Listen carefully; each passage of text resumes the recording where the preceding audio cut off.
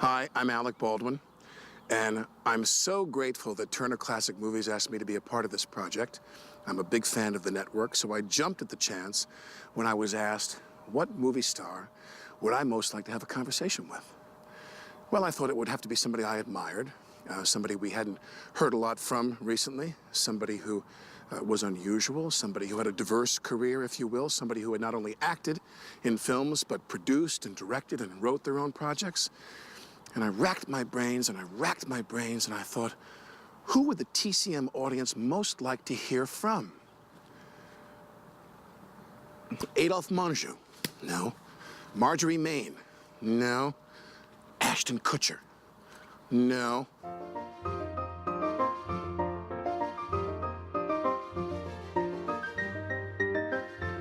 The thing I love about movies is the peace of mind knowing that I don't have to be perfect the first time. I can be perfect the second time or the third time. You need to be perfect here the first time. Yes, I know that.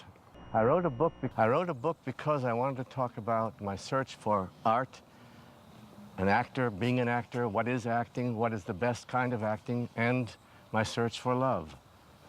The first book, Kiss Me Like a Stranger, I didn't know how to structure it until I found one day writing, scribbling really, noodling, all the ironies in my life, like being miscast in Mother Courage by Jerome Robbins, and knowing I was miscast, but Anne Bancroft's boyfriend was Mel Brooks.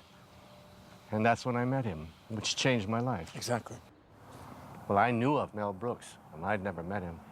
And I said, hello, hello, my goodness, you look so good in that jacket, Mel. And Mel said, yeah, well, they used to call them urine jackets, but they didn't sell, so they changed it to a pea jacket.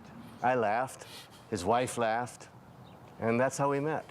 At some point, when you made films, you decided to direct films. When did you cross that line, which is a big line to cross, in my opinion? Because of Young Frankenstein and seeing Marty Feldman and working with Madeline Kahn, I started writing. Health Corner is a sponsored program brought to you by Walgreens. Welcome to Health Corner. I'm Joan London. This month, Health Corner is celebrating and promoting men's health. Does the man you love know his numbers, his health numbers? We're going to talk about that a little later in the show. And then, you know there are lots of things in life where good enough is good enough, but what about mothering? Thanks, girls. Clean and green, I like that. All right, if you're expecting a new baby in your house and you have older children, it's really a good idea to get them prepared for the new arrival. Here's our parenting expert, Jill Rapp. It's gonna make you a star. I'm still trying to figure that out. Ever really got to know one another? Now, when you're in the comedy environment in New York, everybody knows everybody else, and we didn't know Eddie. So he comes up to 17th floor, and right then and there, and I felt it, and everybody felt it. This is the guy. This is the guy. Okay, next, let's go. It's Saturday Night Live! I'm here to see Reggie Hammond. I think the initial name for in 48 Hours, he's Reggie Hammond, right? I think his name was like Willie Jackson or something. Willie Biggs. And he wouldn't do it. Don Simpson and Jerry Bruckheimer wanted to interject some humor into it. Yeah, I think, you know, you want to put a character who's from Detroit in this kind of elite world of Beverly Hills and see how he reacts to people that he doesn't normally come in contact with. I'm just a lucky chump from Texas. Ooh, from Texas. Yes, sir, that's right. Just lucky, I guess. I like bikes and beer, guns and girls. That's right. He likes girls. And on a good day, I'll rule the world. I'm just a cranky, bossy SOB. Yes, sir. Ooh, S.O.B. To the idiot staff and pinhead family.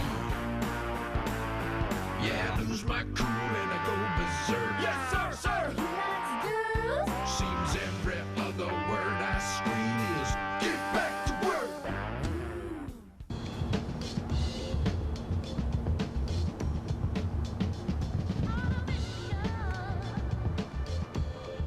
Would you like to meet her? Really? Yeah, come on, I'll introduce you. Great. Yeah, come on. Hey, Debbie.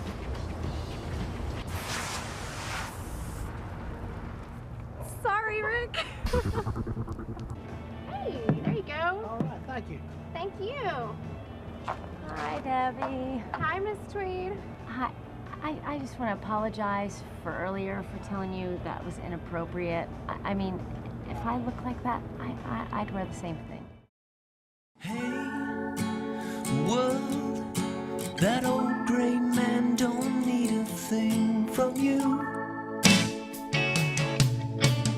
Running from the fire, trying to get higher. Welcome to Dark Horse. I'm Dan. Austin. Nice to meet you. This is one of the 16mm film cans that I found in this box. Nobody ever put the hurt on you. Somebody shot everything that they did. It's not easy watching people you know die. Wish me luck, I think you're sleeping in the tub tonight, my friend. Have a good night, Tom.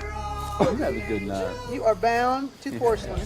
Seems like we're caught up in such a cycle of violence for thousands and thousands of years, and we just can't stop killing each other no matter what we do.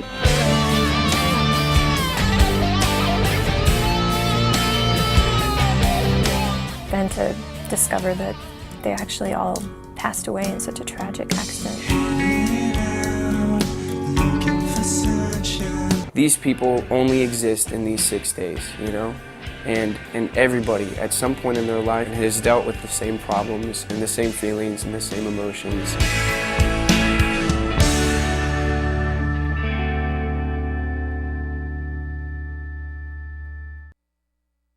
The guy whose name is on my birth certificate is dead as far as I'm concerned. Of course, the government comes looking for him every now and then, but that's okay. I no longer have anything to hide. I don't steal or beg. Some do, and they have their reasons, but I don't. And before you think you're all that different from us, let me ask you this. If I was to look in your dwelling right now, would I find office supplies, stationery, toiletries, other freebies? I don't care how straight you are. Even the Pope in Rome pads the expense account.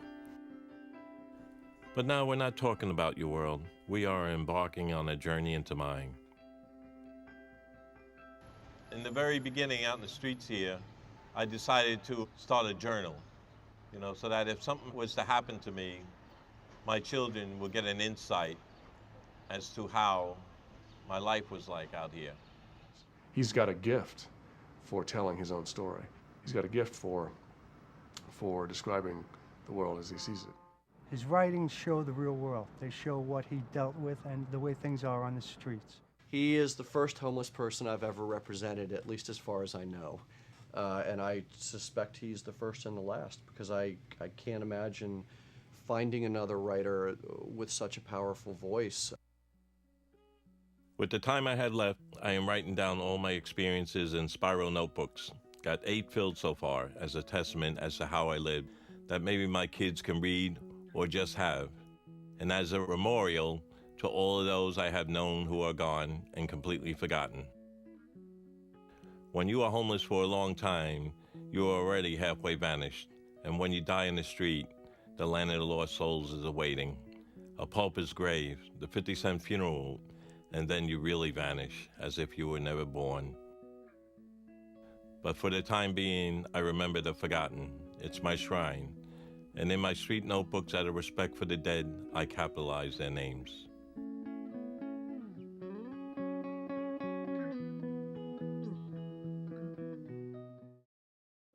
When everything gets back to normal, this is gonna seem like a big coincidence.